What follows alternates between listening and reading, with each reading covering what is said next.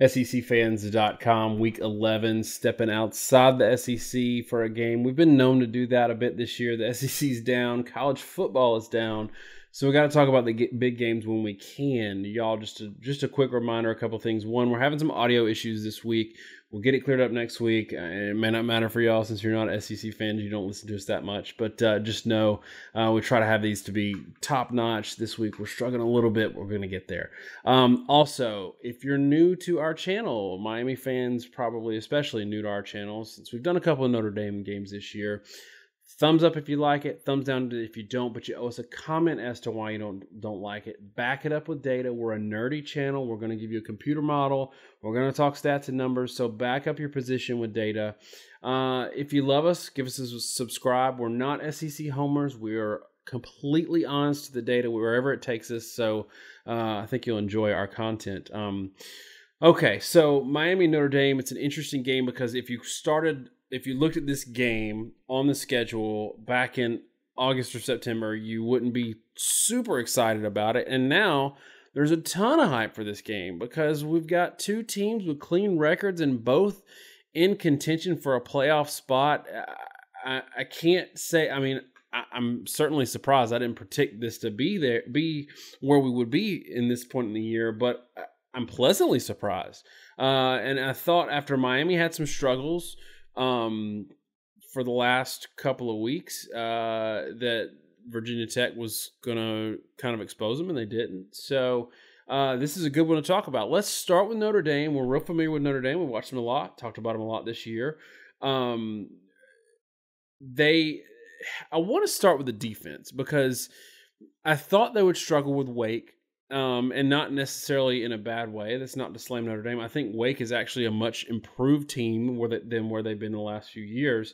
But how concerned are you? We'll get right into it. How concerned are you, if you're a Notre Dame fan, with how many points they gave up to Wake Forest on Saturday? I mean, I think you have to be at least somewhat concerned, right?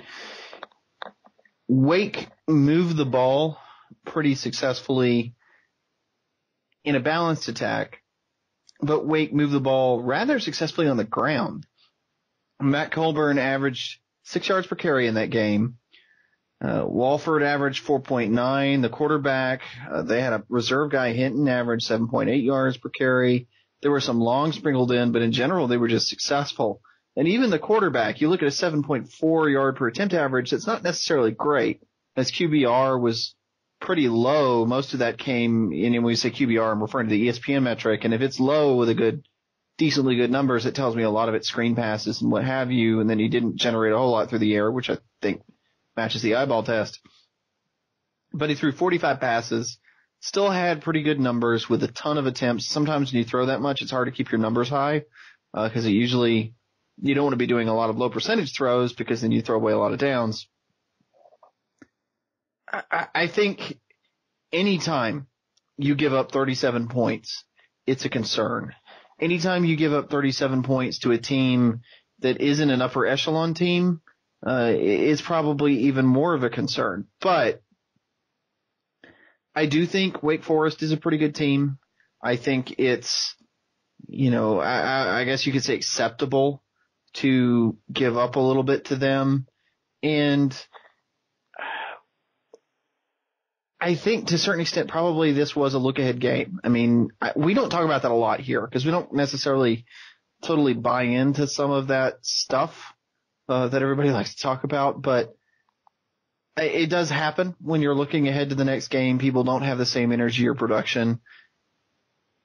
But really, if you want to take back and say, is this a concern going forward?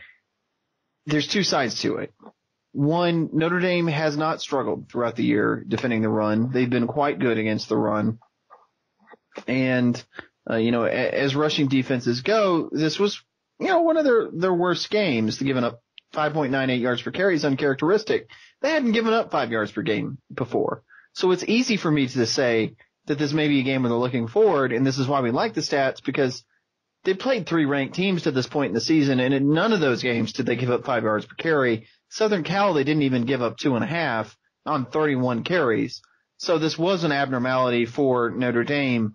The flip side for Wake Forest, interestingly, they hadn't gained 5 yards per carry in any FBS game. So I don't think you were going to say that Notre Dame is a worse run defense than, say, Appalachian State or Utah State or Louisville. I think this game was an aberration for both teams. Wake Forest hadn't normally run that well. Notre Dame doesn't normally struggle that much with a run. There's just a lot of factors at play there. Sometimes you have an off week, and I kind of look at it in that way. Now, that said, we'll get in the model later. I don't know that Notre Dame's run defense is necessarily dominant, and that's hidden a little bit by their opponent's averages and where they're at. But I do think this game was an aberration because neither team really should have had this kind of production against their opponent. And I don't think you can look at either one and say this is indicative of where either team is. I think it was just kind of a one-off game. On the flip side, how encouraged are you if you're a Notre Dame fan and you see that they put up 48 on Wake? And then I'll get you to go ahead and touch on this too. We've seen Wimbush throw the ball. I don't know that it's been great this year, but he's shown sparks where he could really make it happen. 15 of 30 for 280 yards is a really weird stat line to me. Because you've got a lot of high production in 15 completions, but you're only 50% passer. So talk a little bit about the Notre Dame offense, where you feel like it is at this point in the year, and Wimbush as a passing quarterback. Notre Dame is quietly and sneakily, I think, becoming one of the best offenses in football. And Wake Forest, we talked about the one-off sense and where they're at defensively and how their run game was going. But let's look about how Wake Forest had done versus other teams in run defense. Wake had not given up 5 yards per carry to anybody but a triple option team. Georgia Tech had 6.47 yards per carry. You kind of have to throw triple option team numbers out. They're going to have higher per carry average numbers because they kind of have to. And that offense is extremely hard to stop from gaining some yardage, but that's also true because they don't really present any threat of a passing game, and they have really limited big play ability.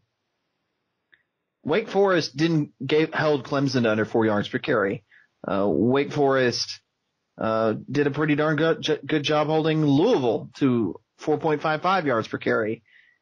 Notre Dame had 8.26 yards per carry in that game. Wimbush was allowed to be a play action kind of quarterback.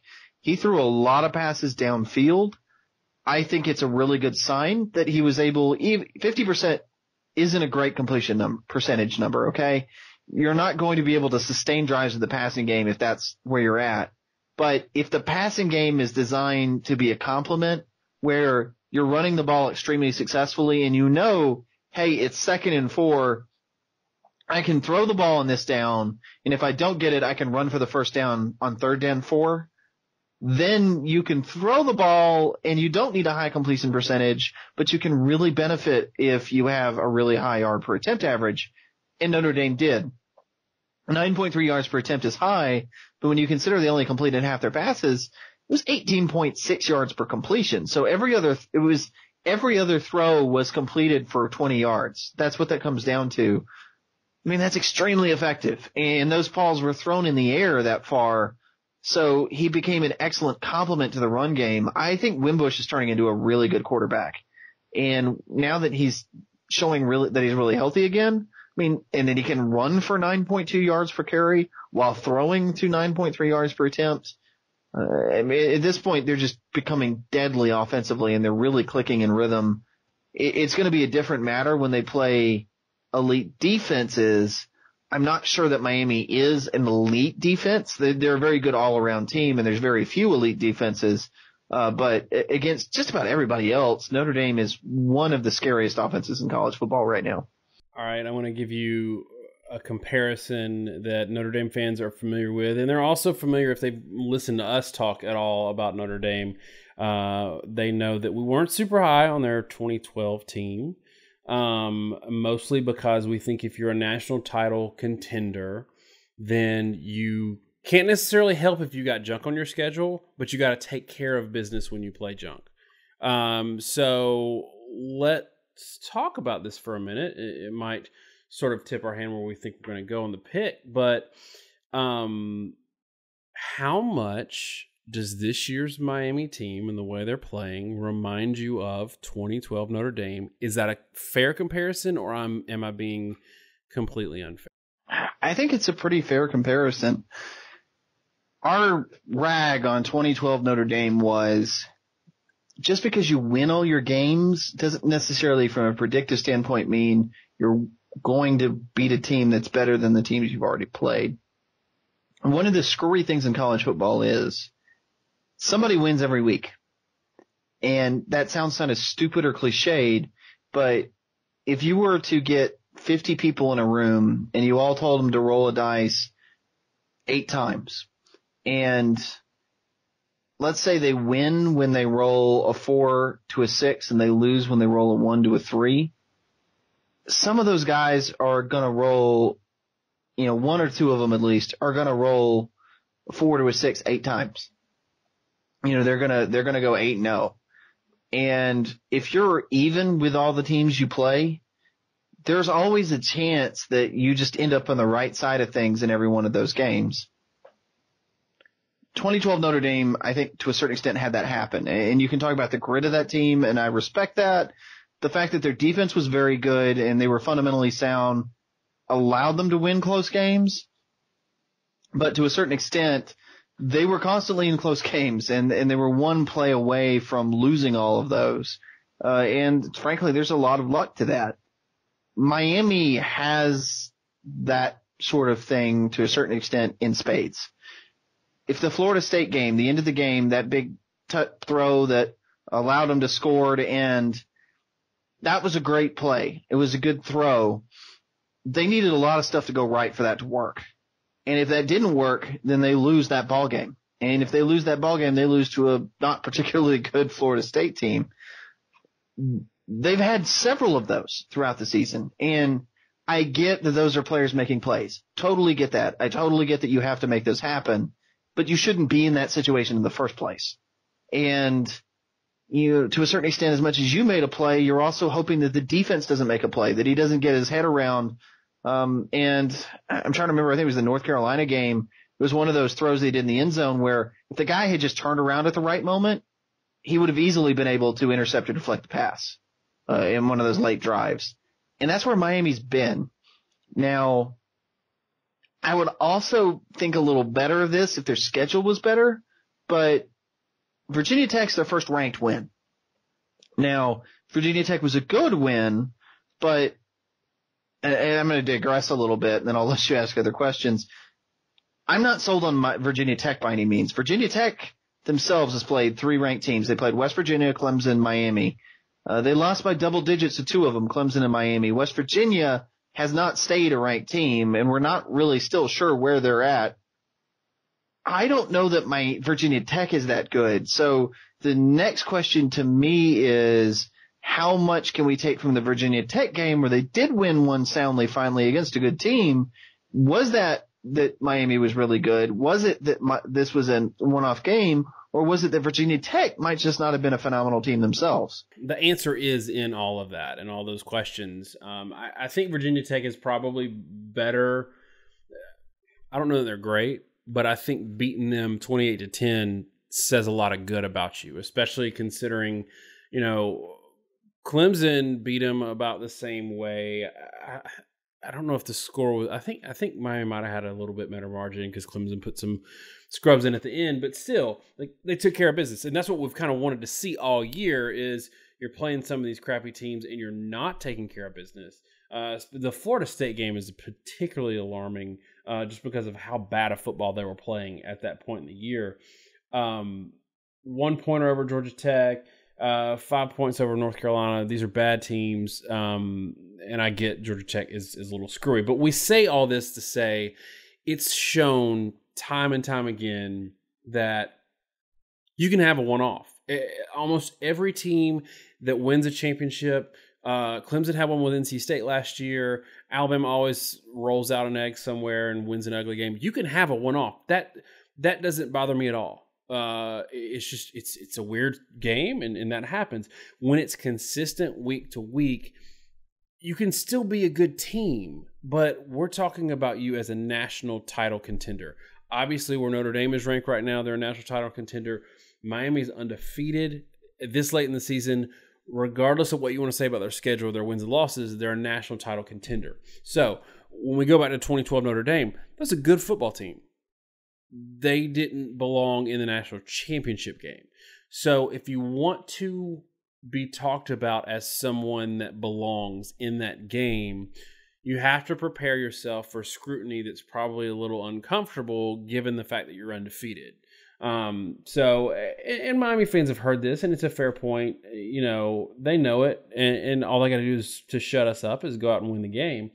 Let's talk about matchups in this game. We saw a Georgia team that was very run heavy, that was breaking in a new quarterback, struggle a lot against this Notre Dame defense that I think really represented themselves well, because we've seen how great Georgia's been running the ball this year. How does this Miami offense match up against the Notre Dame defense? Who has the advantage? I think Notre Dame is a good defense, and we covered this a little bit in our Georgia video. Notre Dame is not necessarily an elite defense right now, and I don't mean that from a subjective SEC homer perspective. We kind of have statistical benchmarks we base that off of. For you to be an elite defense, you need to be holding teams below 85% of their passing averages, preferably below 80, and you need to be holding them below 80% of their rush averages, preferably below 75%. Notre Dame's holding teams to 87% of their rush averages, 84% of their pass averages. That's a good mark in pass defense. Their pass defense is actually pretty darn good, and we send 80 to 85 usually in what I would consider the very good range to great range for a secondary. So they're around 85%. They're right between the mark of those two. 87% of opponent rush defenses, or holding teams to 87% of their opponent rush averages, sounds great, and it is very good. But when you consider that most teams have a lot of filler that they bolster their rush averages against, it's not necessarily groundbreaking. And the average Notre Dame opponent only averages 4.3 yards per carry, which isn't particularly high. They've got too many games. Michigan State, Miami of Ohio, North Carolina, Temple, teams that aren't averaging 4 yards per carry this season on their schedule. And when you have that, you can have a 3.76 yard per carry allowed average, which Notre Dame has, and it isn't necessarily as impressive as you guess because the teams you played can't really run the ball that well. And, that's not to say Notre Dame hasn't had good games, because they have. Their game against Georgia in particular, 4.3 yards per carry doesn't necessarily sound great, but that's an excellent rush offense. But I think what's important here is to sort of look back on it and go, like we said, the Wake Forest game seems to be a one-off. They held North Carolina State to only 2 yards per carry, which was great. 2.45 against Southern Cal, only 3 to North Carolina. Most of their weak games were at the beginning of the year, and after that point, they really solidified. I think the Wake Forest game was, an aberration, but, we'll have to see, because they've done really well up to this point. And if you flip that around and you look at where Miami is as an offense, I think personally, Miami is good, but they haven't really necessarily blown me away when they've played better teams. 5.4 yards per carry on the season is a good mark, but that's with a 9.3 yard per carry average against Bethune-Cookman, 9.8 yard per carry average against Toledo when they have their starting tailback. Get later in the year, get that more banged up, and all of a sudden North Carolina, 1.8 yard per carry against North Carolina, 4.25 yard per carry against Syracuse, which isn't lighting the world on fire, 2.86 against Florida State. So again, even Duke, they didn't get 4 yards per carry. So they've had a lot of bad games, and their offensive averages are good, but they're extremely inconsistent. And I think the other thing here too is you look at, what some of the other teams have been able to do. Against Virginia Tech, they had a great yard per carry average. Well, 6.26 yards per carry is wonderful. West Virginia averaged 6.3 yards per carry. Virginia Tech held Clemson in bay to a certain extent, but, Virginia Tech's been gouged before. I don't quite know where Miami's rush offense is. The Notre Dame 2012 example is probably out there. They've been really good, but they've been really inconsistent. When they play good teams, they've generally suffered the way you would expect a team to do. So they seem to sort of play up and down to the quality of their opponent. I think the passing game has obviously been a bright spot, but again, there have been ups and downs. 10 yards per play against Duke. Well, everybody's kind of thumping Duke this year. They're not a particularly good team. They struggled against Florida State, 5.8 yards per attempt. They've done pretty well since then, averaging about 8.5 yards per attempt in every game. But I don't know. I'm not necessarily sold that Miami is so good that Rosier can take over a game by himself. When they're playing a better pass defense, we know how good Notre Dame's is. I think Rosier is going to be effective. But I think the biggest deal here really is I don't think Homer and Rosier are going to average 6.5 yards per carry or more against Notre Dame. And when that comes into play, I think they're going to put points on the board. I don't think they're going to put 40. They maybe hit 20 or a little above, but it's going to be hard for them to do a whole lot more than that. Miami fans are probably telling us right now that we don't know what we're talking about, and that's fair. We've kind of we're being subtle about it. We're kind of killing your team, and it sounds like that, but we're really just looking at what we see in the numbers and trying to be true to that, or at least I think we are. So why don't we get into the computer model and let it tell us whether or not we are crazy and not giving Miami enough credit? What does the computer model say? So again, the computer model, the first thing here is both these teams are better against the pass than they are against the run. And they both have pretty impressive run defensive averages, 3.76, 3.91. The problem is they haven't played particularly good rushing offenses. And that's how you get teams, Notre Dame allowing 87% of opponent rush averages, Miami allowing 91%. And those are good numbers. Again, solid numbers, nothing necessarily wrong with them. They're not elite numbers. And I think both these teams, you can run the ball, and it expects you to be able to run the ball, because their opponent's been pretty average. They've held teams well. And given that both these teams do run the ball pretty well, you end up with a respectable 4.5 yards per carry from Miami and a pretty darn good 6.4 yards per carry from Notre Dame. So both these teams are going to be able to run the ball with success. The pass defenses, though, were better. 84% of opponent averages by Notre Dame and 82% by Miami, which is a pretty good mark against the pass. Miami passes the ball pretty well, 8.1 yards per attempt on the season against FBS opponents. Expected to get about 6.8 yards per attempt here. That's enough to move the sticks, not enough to be dominant. And Notre Dame's probably not going to throw the ball particularly well. It's only predicted to get about 5 yards per attempt. I think the last game, we talked about this a lot with Wake Forest. There are signs that they can still get offensive production even when they play a better team. But I don't know that I would necessarily hold my hat on it. And how does that all break down? Well, when we do it, we look at, again, Miami fans maybe haven't seen this model sort of explain it. We look at per play averages. We don't look at total yardage because it's skewed by tempo. And we use that to look at historical data. I don't use any personal constants or any sort of subjective input. I look at purely historical data for all the numbers and all the way it interacts. We use the same model for every game. And from there, we generate a score, and we generate a score based off your own historical projections, and we don't do it linearly. We create a curve and we sort of graph it and say, as the quality of your offensive production improves historically, how is that generated in points? Because, maybe if you get 4.5 yards per play, you'll score 27 points. But if you get 6 yards per play, you'll score 50.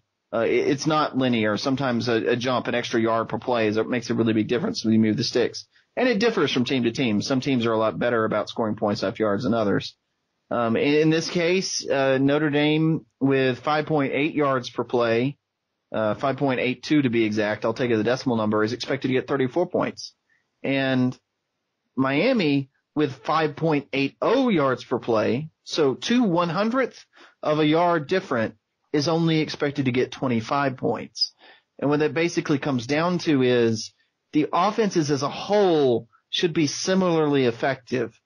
However, Notre Dame is better this season with this kind of production at generating points than Miami is.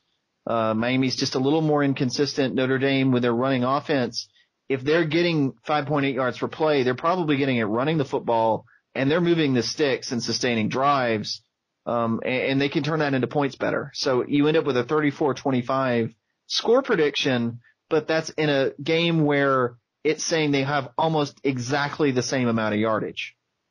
And to put sort of an SEC comparison on this, for those of y'all who aren't familiar with LSU that much, they're a team who can get a whole lot of yards and not have a lot of points to show for it. And they've shown that as a pattern throughout the year. I think even in the game against Troy, their yard per play numbers were comparable to a game where Alabama scored like 50. And even in the game against Alabama last night, LSU outgained Alabama, not by a lot, but they outgained them and still only managed to put up 10 yards. And they had that would have been really, really impressive considering Alabama was playing with 0 linebackers. 10 points on a good number of yards. And so it's you see that in these offenses sometimes where they can move the ball, they can get first downs, but for whatever reason, either it's red zone offense or they just require a lot of explosive plays, a lot of scoring on bombs, that it doesn't necessarily translate to top line production. So that's an interesting number because I'm always like seeing that number just because it shows you a little something in the offense and how efficient it is, where a lot of people look at total yardage, which we don't do. When you get into yards per play and you can translate that to a number, it's always pretty interesting. So, and I want to interject a little bit there too, because I can give an example. There are 2 weeks this season that really illustrate this point. Just a few weeks ago, Notre Dame plays North Carolina State. Miami played North Carolina. That was the 6th game for both teams. Okay, 6th FBS game for both teams. Against North Carolina State, Notre Dame had 5.53 yards per play. Against North Carolina, Miami had 5.68 yards per play. So Miami outgained Notre Dame per play by about 0.3 of a point, or 0.3 of a yard per play. Yet Notre Dame scored 33 points and Miami scored 24. So Notre Dame scored 9 points more with slightly less production. And in another one, similarly, fourth game of the season, Michigan State for Notre Dame, Miami, that was Georgia Tech. 5.9 yards per play for Notre Dame, 6.4 for Miami. So a good half a yard different per play. Yet Notre Dame scored 38 points, Miami scored 25. So this has been a consistent thing all year, that it has taken more yardage, or more per play yardage, I should say, for Miami. And if the score seems a little off or you think it's silly, I really wanted to point out that North Carolina State, North Carolina score, because it's actually pretty close to the yardage from both those games. And the model more or less is saying, well, if that's the yardage they both get, we've already seen what happens when they both get that yardage. And that's at Notre Dame scores about 9 points more than Miami will in that situation. And we don't know if the injuries to Adams or Wimbush, obviously Wimbush kept playing. We don't know if those injuries are significant enough to impact this game. So we don't do anything in our model to say, if the starting right tackle goes down or your Heisman candidate running back isn't playing, we can't do that because we don't know. So our model is projecting if these teams play straight up. If either one of those two players is out, it impacts that Notre Dame offense significantly. I want to give my score prediction, assuming both of them are close to 100%. I'm going to go. I think that this is where the Miami differs from this year's Miami differs from 2012 Notre Dame. I think this is where they play a team that is an actual national championship contender. And Miami fans are probably hate us right now. But again, we're just going where the numbers take us. But I think the numbers take me a little further. Give me Notre Dame 31, Miami 14. Yeah, and sort of piggyback some of the stuff, you said earlier. We don't inject a lot of the injury stuff, in part because to do that, I would have to sort of come up with a variable, or how does losing the starting running back affect things? Well, that means I have to manipulate the data to change it, and we choose to be blind to that rather than inject our own manipulation. I think it's really notable that Miami, even against decent teams, hasn't given up more than 25 points. The Toledo game accepted, but that was a blowout. However, I also think Notre Dame, as we said earlier, is one of the best offenses in college football right now. And so I think it's completely predictable that Notre Dame will score this amount of points. And I think 34 is a pretty good shot. And I also think Miami's a good offense. So I'm not going to go 34-25, which is kind of a weird score. But I'm going to go 34-24 Notre Dame over Miami. It's not an insult against Miami. We both said coming out of that Notre Dame Georgia game that those were two really, really good teams. And we were really high in our SEC videos on Georgia following that game. We did Notre Dame Southern Cal, and we kind of raved about Notre Dame in that game. And we felt like Notre Dame probably was going to be able to win that game fairly handily. We didn't expect the blowout that happened, but we weren't surprised by it.